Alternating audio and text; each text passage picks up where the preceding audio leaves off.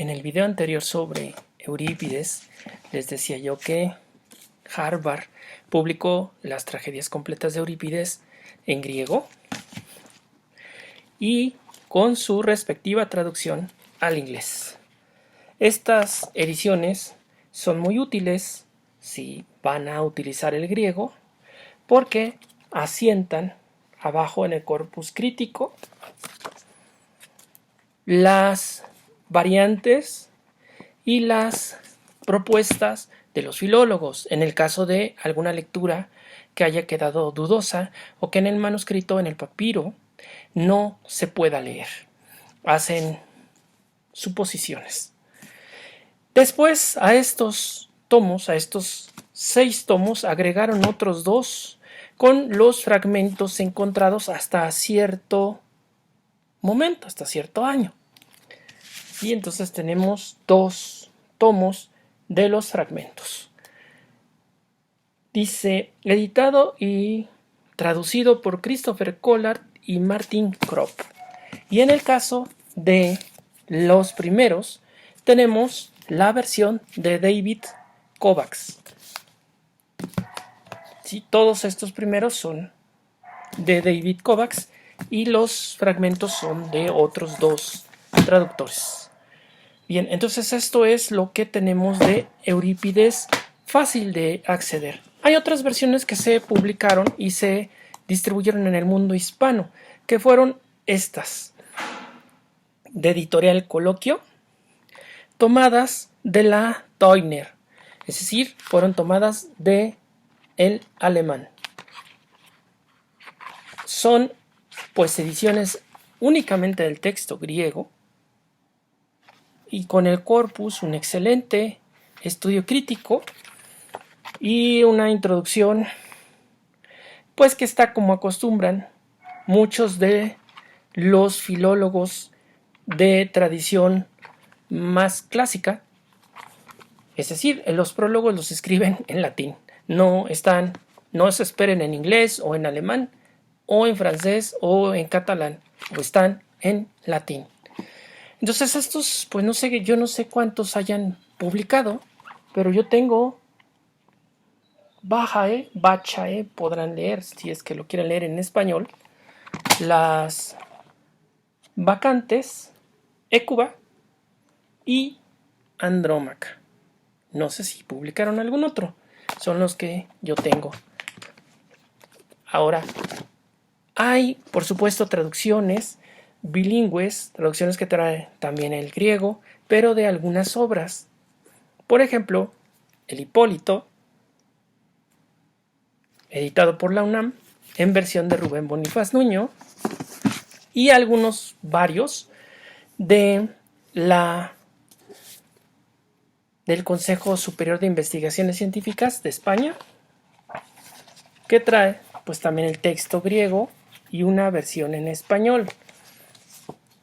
Yo tengo es el tomo 2, Las Bacantes y Hécuba.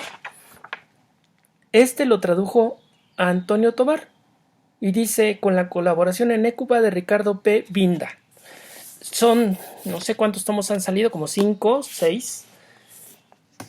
Entonces, bueno, son los tomos y son bilingües también. También está que son los de Erasmo Bosch.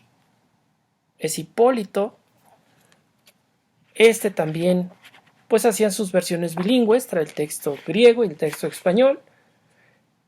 Es la traducción de Carlos Miralles. Y bueno, pues están los que únicamente son traducción. Está, por ejemplo, Tragedias Troyanas de Manuel Fernández Galiano, en esta versión, editada por RBA, en una colección de puestos de periódicos. Están la que está completa, de Gredos, y esta es la de pasta dura. Y esta versión es de Alberto Medina González y Juan Antonio López Férez. Son 3 tomos e incluyen todas las tragedias. Esta es el tomo 2, es de José Luis Calvo Martínez, y el tomo 3, vamos a ver, es de Carlos García Gual y Luis Alberto de Cuenca y Prado. En la versión, esta es curiosa, hablábamos de Porrúa y sus versiones, que muchas veces no son traducidas directamente del griego. En este caso, y los de Homero con Luisa Galay Estaleya, que ya he comentado en algún momento, sí son traducidas directamente del griego. Esta es de Ángel María Garibay y es una de las primeras versiones completas al español. La traducción es muy criticada en el medio filológico, esta traducción de Ángel María Garibay, pero bueno, es una manera de acceder al texto más directo que las traducciones que comentaba en otro momento, que son del francés al español. Entonces, bueno, pues quede, ¿no? En ese sentido. Hay otra edición que hasta hace poco conocí, que es de Coligüe. Han editado 3 tomos, que son de Juan Tobías Napoli. Y bueno, todavía no abarca todas las tragedias. En este caso, el tomo 1 es Alcestis, Medea, Hipólito y Andrómaca. Los tomos 2 y 3 son, este es el 2, es Heráclidas, Hécuba y Suplicantes. Bueno, dice Heráclidas, que pues también es una posibilidad. Troyanas, Helena e Ifigenia en Áulide, el tercero. ¿Sí? El tomo 3, el tomo 2. Y existe otra que no tengo en este momento, que es de Cátedra.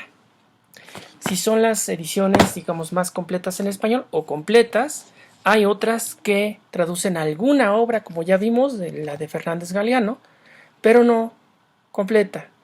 Ahora, hay algo interesante que apuntar en este sentido.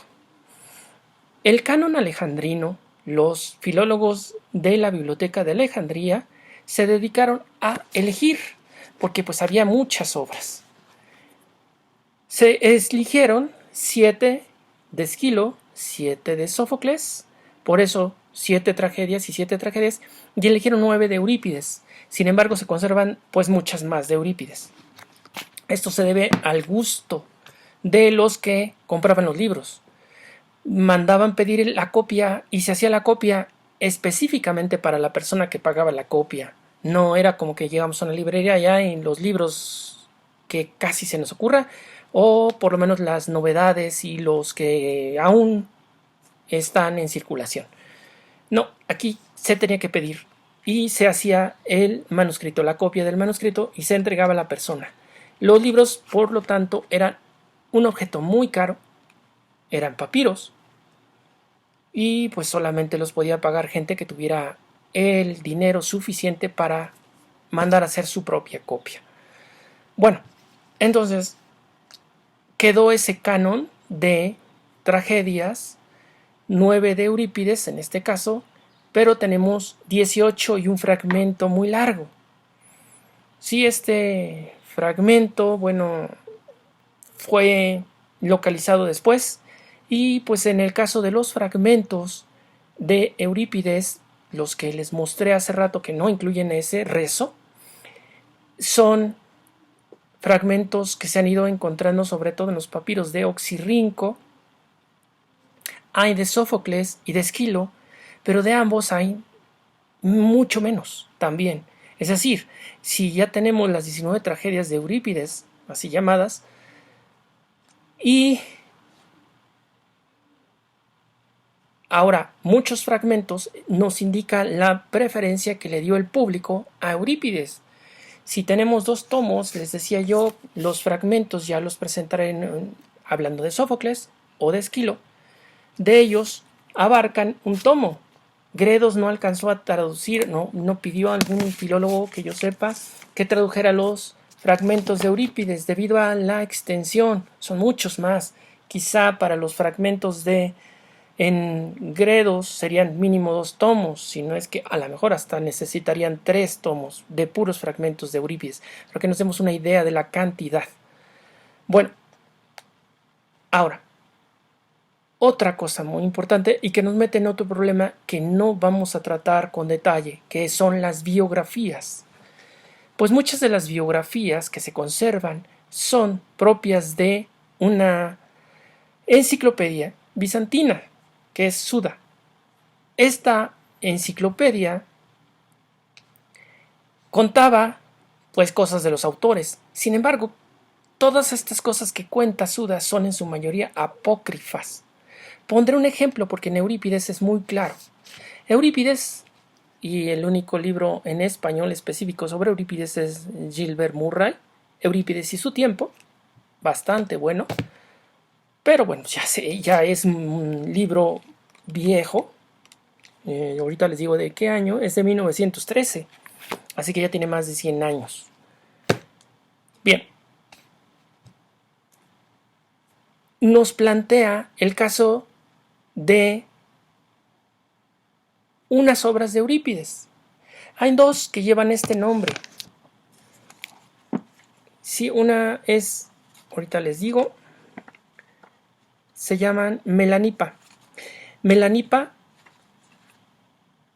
sabia y Melanipa cautiva.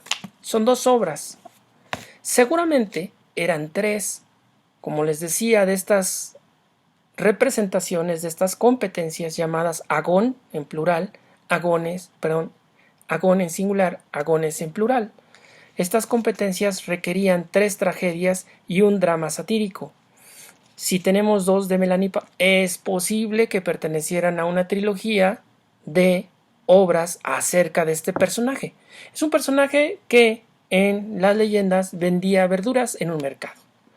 Bueno, pues para la biografía tenemos que este personaje de las tragedias pasa a ser la madre de Eurípides. Y entonces en la tradición de las biografías se conserva que la madre de Eurípides se llamaba Melanipa, pero pues no, es un personaje de obras teatrales. Esta es una de las cosas que le pasó mucho a Eurípides por meterse con personajes que no eran los tradicionales. Ya planteé en el video anterior sobre Eurípides el caso de Helena, pues le atribuyeron que eran su familia, en el caso de personajes pues de dudosa reputación. Y en fin, o sea, le atribuyeron muchas leyendas. Y esto es cómo se presentan las biografías de los autores en una enciclopedia como Suda. Por supuesto, no todas se pueden tildar de pues fantasía, ¿no? ¿Quién sabe? Ahí no las sabemos. En este caso es clarísimo de dónde fue obtenido. Muchos casos hay similares. En otros videos plantearé otros de estos casos. Bueno, pues esto entonces sobre Eurípides, así muy general. Tenemos básicamente para cerrar el asunto la estructura que ya mencionábamos del coro y los personajes en diálogo. Esto es lo que genera pues nuestra principal estructura teatral. Tenemos entrada del coro al escenario mientras va cantando, se detiene y dialogan los personajes. Cierran la escena y otra vez tenemos el coro cantando. Y así, sucesivamente, hasta que acaba la acción dramática y el coro sale del escenario. Tiene nombres. No quisiera plantearlos en este momento en griego, como se llaman los nombres de cada uno de estos procesos, ni todo el asunto del teatro ya en general, que lo haré en otro video.